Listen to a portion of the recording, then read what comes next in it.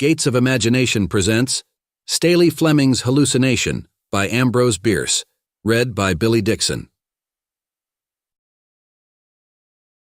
Of two men who were talking, one was a physician.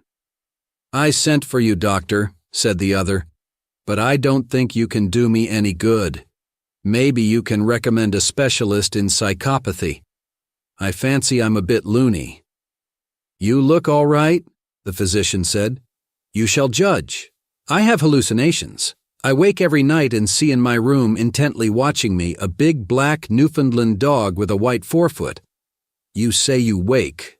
Are you sure about that? Hallucinations are sometimes only dreams." "Oh, I wake all right.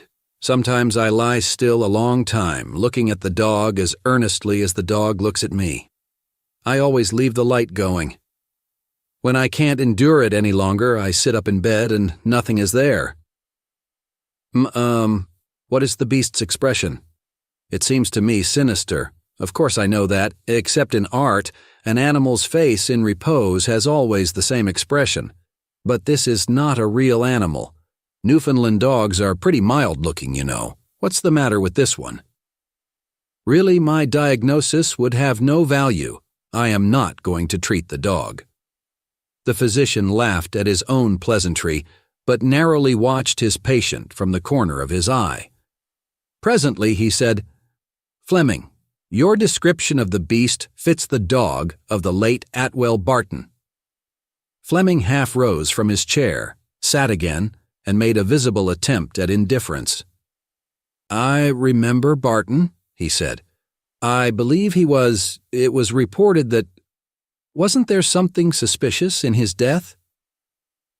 Looking squarely now into the eyes of his patient, the physician said, 3 years ago, the body of your old enemy Atwell Barton was found in the woods near his house and yours. He had been stabbed to death. There have been no arrests. There was no clue. Some of us had theories. I had one. Have you?" "Aye. Why, bless your soul, what could I know about it? You remember that I left for Europe almost immediately afterward, a considerable time afterward. In the few weeks since my return, you could not expect me to construct a theory. In fact, I have not given the matter a thought." "What about his dog?" "It was first to find the body. It died of starvation on his grave. We do not know the inexorable law underlying coincidences. Staley Fleming did not, or he would perhaps not, have sprung to his feet as the night wind brought in through the open window the long wailing howl of a distant dog. He strode several times across the room in the steadfast gaze of the physician. Then, abruptly confronting him, almost shouted, "What has all this to do with my trouble, Dr. Halderman? You forget why you were sent for." Rising, the physician laid his hand upon his patient's arm and said gently, "Pardon me. I cannot diagnose your disorder offhand. Tomorrow, perhaps. Please go to bed, leaving your door unlocked. I will pass the night here with your books. Can you call me without rising?" "Yes, there is an electric bell." "Good. If anything disturbs you, push the button without sitting up. Good night." Comfortably installed in an armchair, the man of medicine stared into the glowing coals and thought deeply and long, but apparently to little purpose, for he frequently rose and, opening a door leading to the staircase, listened intently, then resumed his seat. Presently, however, he fell asleep, and when he woke it was past midnight.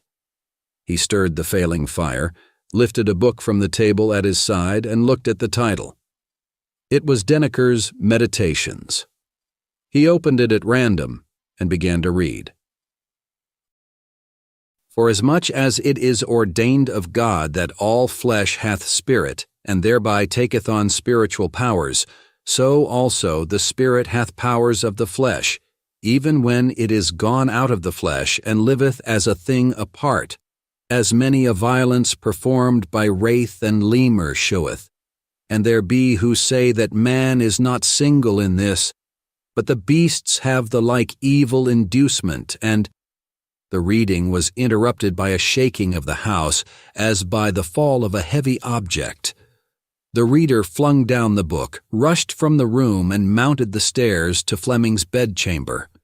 He tried the door, but contrary to his instructions, it was locked. He set his shoulder against it with such force that it gave way.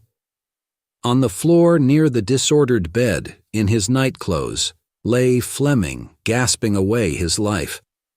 The physician raised the dying man's head from the floor and observed a wound in the throat. "I should have thought of this," he said, believing it suicide. When the man was dead, an examination disclosed the unmistakable marks of an animal's fangs deeply sunken into the jugular vein. But there was no animal. Thank you for listening to this audiobook. If you enjoyed this story, don't forget to give it a thumbs up and subscribe to our channel so you don't miss our next uploads. See you in the next audiobook.